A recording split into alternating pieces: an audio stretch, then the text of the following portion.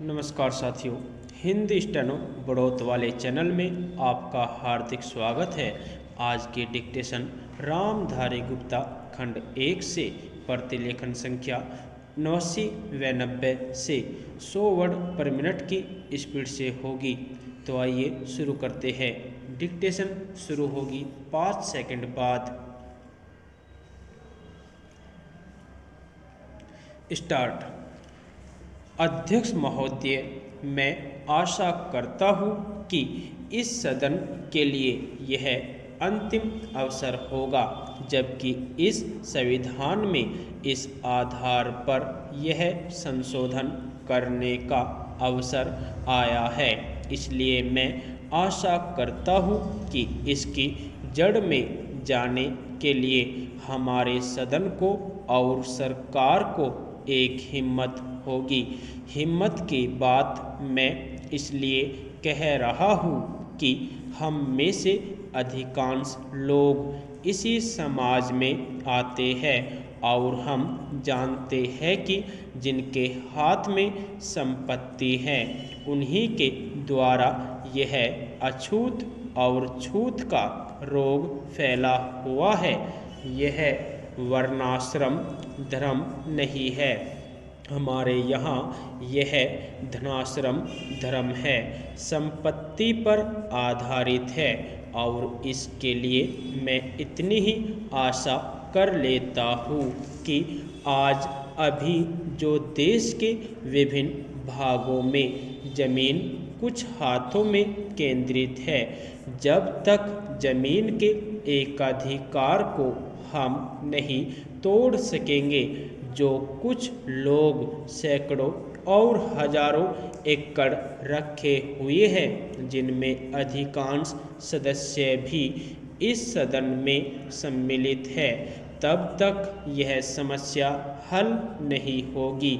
इसलिए मैं यह कह रहा हूँ कि सदन को भी हिम्मत होगी कि आज जिस तरह से हमने लगभग एक मत से इसको स्वीकार किया है, भूमि सुधार का प्रश्न जिसकी चर्चा उठी है और हम उठाएंगे कि जो जोतने वाला है, जो खेत पर मेहनत करता है, जिसमें 100% हरिजन तो है ही, आदिवासी भी है, तो जो मेहनत करता है जमीन पर उसका अधिकार होगा।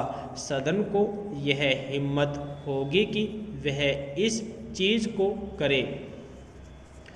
यह मैं आशा करता हूँ और नहीं होगी तो मैं समझता हूँ कि यह हमारे लिए एक ढकोसला होगा।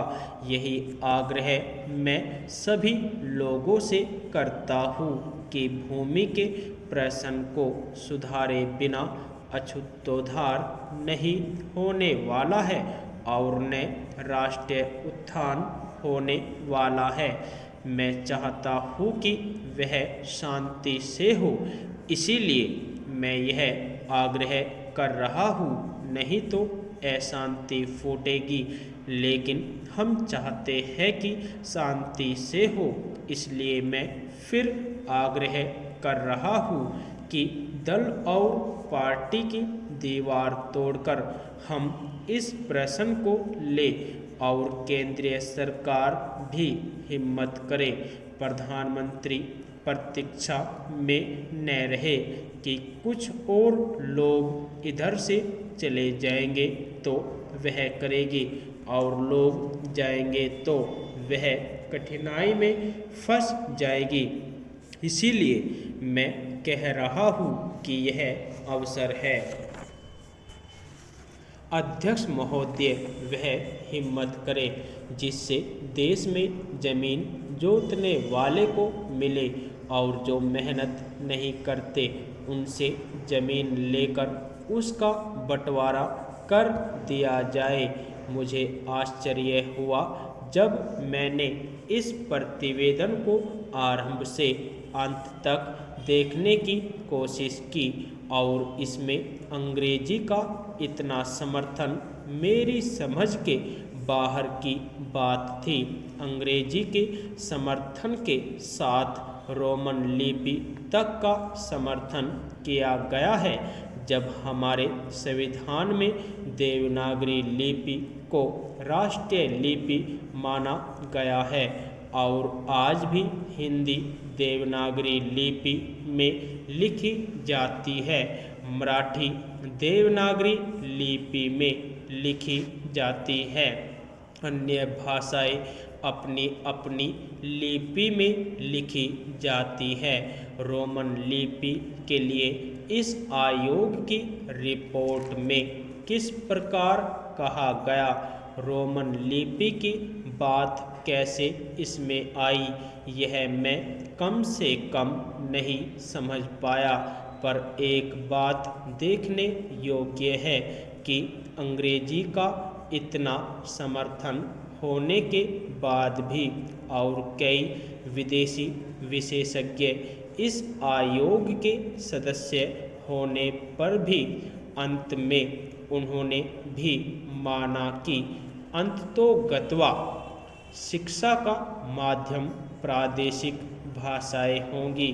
आयोग को यह भी मानना पड़ा कि अंग्रेजी के माध्यम रहने से देश की हानि हो रही है और संसार के किसी भी देश में ऐसी स्थिति नहीं है। आयोग स्वयं इस बात को स्वीकार करता है कि इस प्रकार विदेशी भाषा के माध्यम से हमारे देश की कितनी हानि हो रही है। मैं त्रिसूत्री भाषा फार्मूले का समर्थक हूँ। हिंदी साहित्य सम्मेलन, जो कि हिंदी की सर्वमान्य संस्था है जिसका इस समय मैं अध्यक्ष हूँ, उस सम्मेलन ने भी त्रिभाषा फार्मूले को स्वीकार किया। यद्यपि हम यह उचित समझते थे कि द्विभाषा फार्मूला रहता, एक मातृभाषा और दूसरी राष्ट्रभाषा, लेकिन हमें इस बात का भय था कि यदि द्विभाषा फार्मूला रहेगा तो मातृभाषा और अंग्रेजी रहेगी। इसलिए हमने विवश होकर प्रेम से नहीं, उत्साह से नहीं, बल्कि लाचार होकर त्रिभाषा फार्मूला स्वीकार किया कि मातृभाषा रहे, हिंदी रहे और तीसरी भाषा अंग्रेजी या कोई भी दूसरी भाषा रह सकती है। कहा जा सकता है कि हमारे यहाँ अभी स्नातकोत्तर पढ़ाई के लिए पर्याप्त साहित्य नहीं है। बड़ी गलत बात है यह। अभी सरकार के द्वारा ही कुछ महीने पहले यहाँ एक प्रदर्शनी हुई थी। उस प्रदर्शनी से यह बात स्पष्ट है कि हमारे यहाँ पर वैज्ञानिक और शास्त्रीय विषयों पर भी कम से कम हिंदी में पर्याप्त पुस्तकें हैं। यदि आपको डिक्टेशन अच्छी लगी हो तो हमारे चैनल को सब्सक्राइब करें तथा वीडियो को लाइक व शेयर भी करें। धन्यवाद।